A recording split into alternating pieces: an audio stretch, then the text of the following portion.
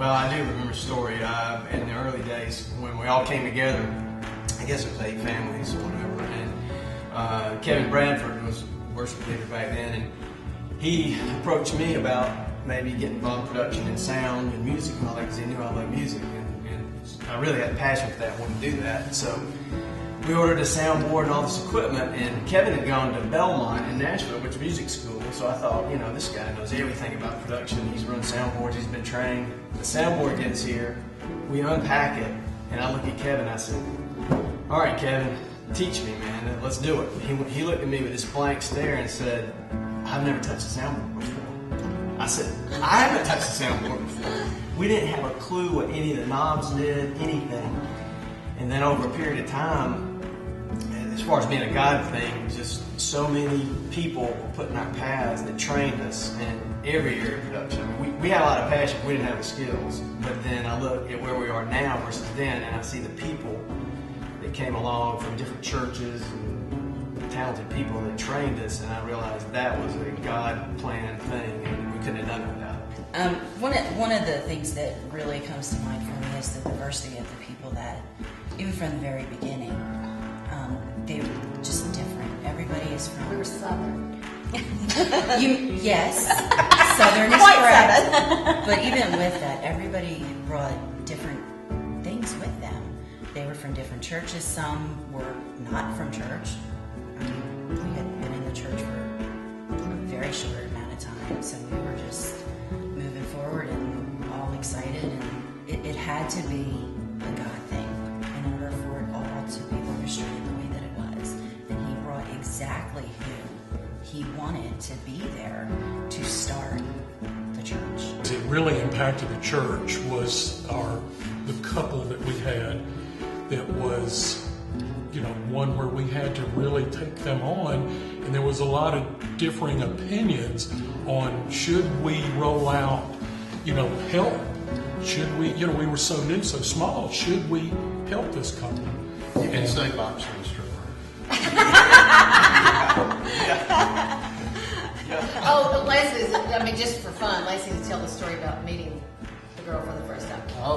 Yeah, Kelly, right? Yeah. We were going to New Spring, and I had not met her. And for whatever, after the service, we went to maybe Steve's sister's house to eat spaghetti or something. And anyway, set of circumstances, Kelly and I were just sitting next to each other, just the two of us. Everybody else was somewhere else. And so I kind of struck up a conversation. And I said, well, Kelly, she said, I'm looking forward to the next 2 weeks. She said, because I'm going to have some time off. I said, oh, so what do you do? She said, I'm a dancer. And when she said it, I immediately knew she was, and she didn't mean ballet. And so she was a strip club dancer. And so here I am sitting alone with a strip club dancer, just told me that, and it seemed like about half an hour passed. It was probably a half second. Well, what do you say after that? And I went, tell me about that. What's that like?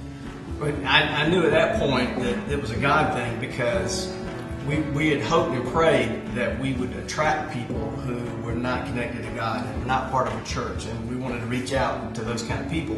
I don't think we really thought through what those people would look like, because we didn't know.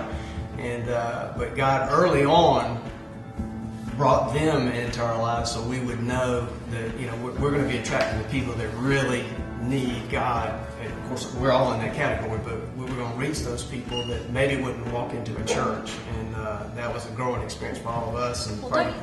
And I think too that it was the kind of experience that helped to shape us as a church. Absolutely. I think when you're saying to God, we want to reach the unchurched, and He goes, all right, let's see if you really mean that. Yeah. And so I think that God truly guided us through that whole experience, and I think He really laid on Steve's heart, how we should handle that couple, just sort of as an intro to what we would come up against in the future. Some of the things that I think about the most is back at Hammond Hills, because we went through studies. We had no idea what this was supposed to look like. So we went through studies, and I remember getting in these small groups and going through this curriculum, and somehow I became a leader of one of these groups, and it was my turn to pray. And you know, my background was not in praying, and I remember thinking, "You want me to pray? You want me to say something out loud?" I was, okay, God is with me right now because it's not going to come out of my mouth.